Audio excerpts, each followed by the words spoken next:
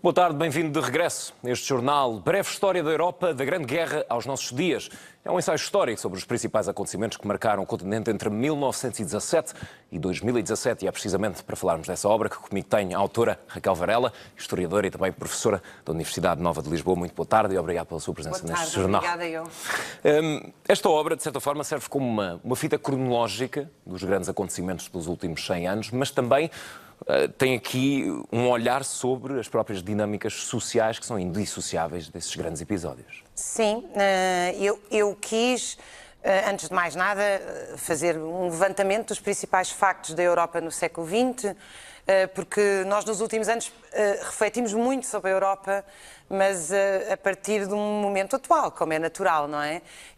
Portanto, o olhar para o passado é um olhar para o passado para não especialistas. Portanto, eu acho que as pessoas que não são historiadores vão ler este livro e vão compreender as principais dinâmicas históricas da Europa. As dinâmicas sociais, porquê? Porque a Europa é o continente. Hoje está muito até... Há uma grande polémica agora sobre o papel de Portugal nos descobrimentos e o sul global, porque nos últimos anos fala-se muito da emergência das periferias, não é? Das grandes periferias. Ora, o maior genocídio da humanidade ocorreu aqui na Europa e foi feita por europeus contra europeus, que é a Segunda Guerra Mundial, em que morreram 80 milhões de pessoas, não só europeus, porque a Europa tinha colónias e, portanto, um capítulo deste livro é também dedicado às revoluções anticoloniais, que são parte essencial para explicar a descolonização, mas também a neocolonização que nos traz, de alguma forma, até à crise dos refugiados atual.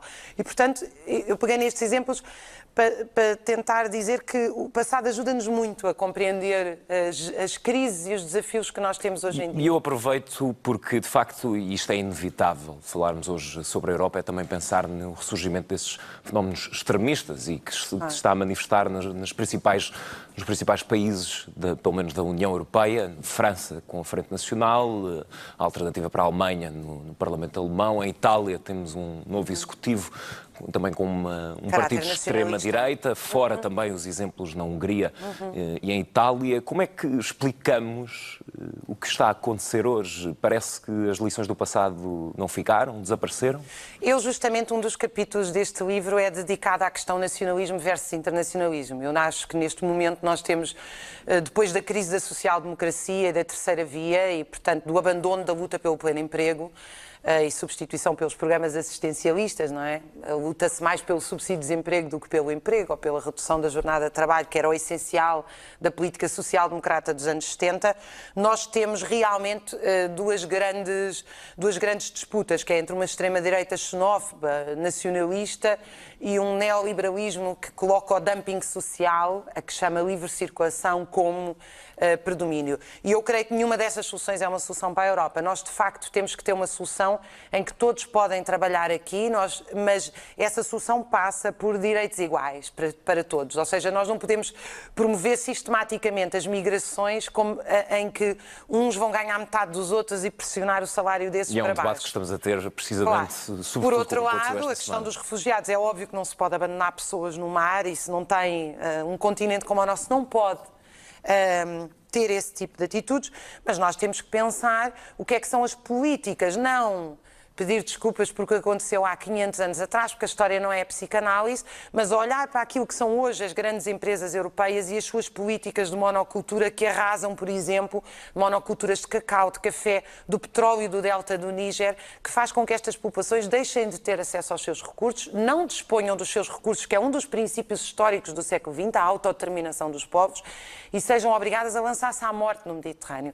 E, portanto, nós temos que refletir sobre esta crise da Europa nos últimos 10 anos, talvez retornando, quanto a mim, e defendo aqui, a um programa internacionalista, social-democrata clássico, em que pelo menos os direitos sociais, o direito ao emprego e direitos iguais para todos sejam assegurados como forma de não lançar parte até das franjas dos trabalhadores no colo das políticas nacionalistas. Porquê de 1917 como ponto de partida para a sua obra? Por causa da Revolução Russa. Eu creio que a Revolução Russa é o armistício da Primeira Guerra Mundial. E é muito curioso porque nós agora falamos muito da Rússia como se fosse outro continente. E, de facto, na minha história da Europa e na história da Europa, a Rússia é parte essencial do que é a Europa. Tem também aqui uma questão que eu agora coloco no pós-Segunda Guerra. O que é que se consolidou primeiro? A União Europeia ou o Estado Social?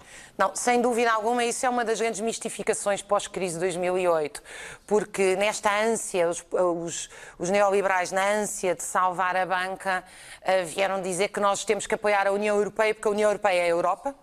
E porque a União Europeia é o Estado Social. Ora, a União Europeia não é a Europa, nem a União Europeia é o Estado Social. O Estado Social nasce em 1945, havia milhões de trabalhadores armados, só na França a resistência tinha 500 mil, na Jugoslávia e na Grécia dominavam completamente, e o capitalismo impôs um travão a si próprio, que foi: nós vamos ceder no pleno emprego, na segurança de emprego, nós vamos ceder no Estado Social e em troca vocês entregam-nos as armas.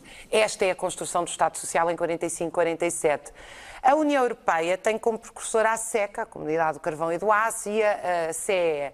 E só se vai consolidar de facto a partir dos anos 70 e, sobretudo, dos anos 80, com uma política, aliás, intimamente ligada, por um lado, a uma forte expansão da dívida pública, da deslocalização para a Ásia de setores produtivos com menos valor acrescentado, e aqui concentra-se aquilo que tem grande valor acrescentado. Dou o exemplo de que nós continuamos a dominar as patentes e a tecnologia de motores e exportamos aquilo que é... Exportamos, quer dizer, a Alemanha, a França exportam aquilo que é de assembly, como dizem os norte-americanos, de montagem. E, portanto, essas políticas e políticas assistencialistas, ou seja, com a entrada da China no mercado mundial, nós temos a duplicação da força de trabalho à escala mundial. E, portanto, temos uma séria ameaça àquilo que se designava como o bem-estar europeu. Portanto, temos a proletarização das classes médias. Né? As classes médias estão ameaçadas, quando não estão lá já, de só conseguir um salário para pagar as suas contas. E isto é profundamente estruturante, e a União Europeia reagiu a isto não dando um passo atrás na questão das dívidas públicas e da financiarização, e aumentando os programas assistencialistas, os rendimentos mínimos. Por exemplo, eu trago aqui um número que é 17% da população de Berlim vivia na dependência do assistencialismo estatal. Breve História da Europa já está disponível. Muito obrigado pela sua Obrigada presença neste jornal. E terminamos este jornal. Agradeço a sua presença desse lado, mas eu volto já a seguir para a